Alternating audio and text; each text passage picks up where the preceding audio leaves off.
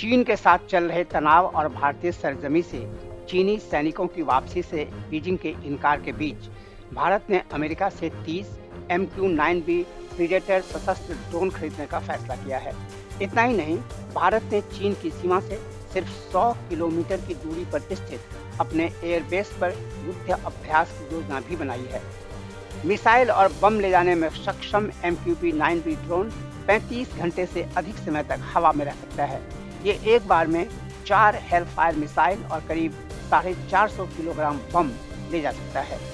MQ-9B drone बीते दिनों सुर्खियों में आया जब अमेरिका ने अफगानिस्तान में इसी ड्रोन से हेलफायर मिसाइल चलाकर अलकायदा नेता अयमान अल जवाहिरी को मार डाला था।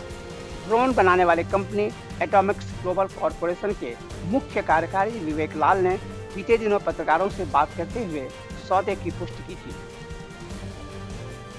ये तो साफ है, इस ड्रोन खरीद का मकसद चीनी खतरे से निपटना है।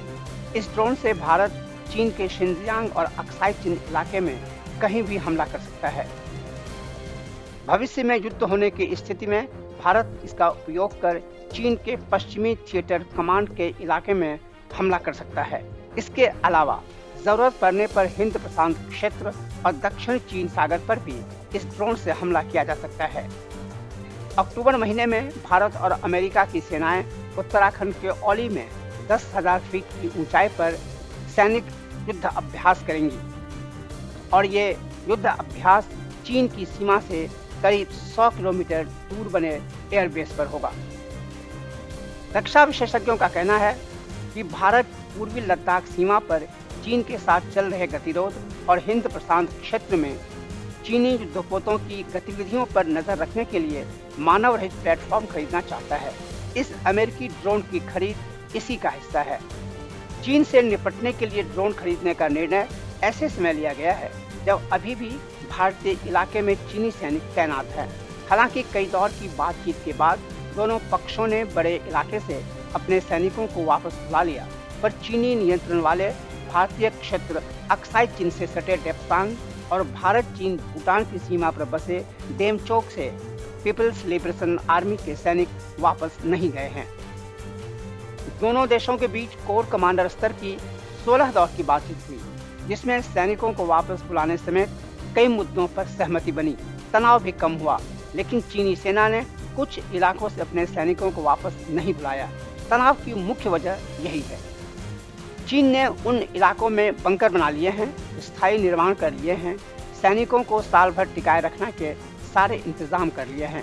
वो इन इलाकों को खाली करने पर जल्द राजी नहीं होगा। ऐसे में भारत को उससे सटे अपने इलाकों में स्थिति मजबूत करनी होगी।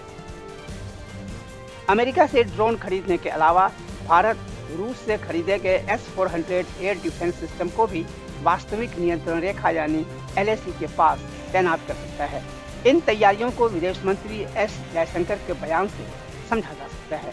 उन्होंने साफ कहा कि भारत और चीन के रिश्ते एक बहुत ही मुश्किल दौर से गुजर रहे हैं और इसकी वजह चीन का 1990 के दशक में किए गए उन समझौतों की अवहेलना करना है, जिनके मुताबिक सीमा क्षेत्रों में सैनिकों को इकट्ठा करना प्रतिबंधित है। Well, they are our neighbor, and everybody wants to get along with their neighbor. I mean, in personal life and in country-wise as well. But everybody wants to get along with their neighbor on reasonable terms. I mean, I must respect you, you must respect me. So, from our point of view, we've been fairly clear that, if we have to build the relationship, then there has to be mutual respect. Each one will have their interests, so, we must cater for it, and we need to be sensitive to what the concerns are of the other party. So any relationship, and it's not just between countries, it's even between people. For a relationship to be built, relationships are a two-way street. Lasting relationship cannot be a one-way street. So we need that mutual respect, we need that mutual sensitivity, we need that mutual interest. And that is the basis for for building it. Right now, I think it's no secret we are going through a very difficult phase, and mainly because we have agreements with China going back to the 1990s, which prohibits bringing, massing troops in the border areas. They have disregarded that. You know what happened in Galwan 2 years ago. So that problem has not been resolved, and that is clearly casting a shadow.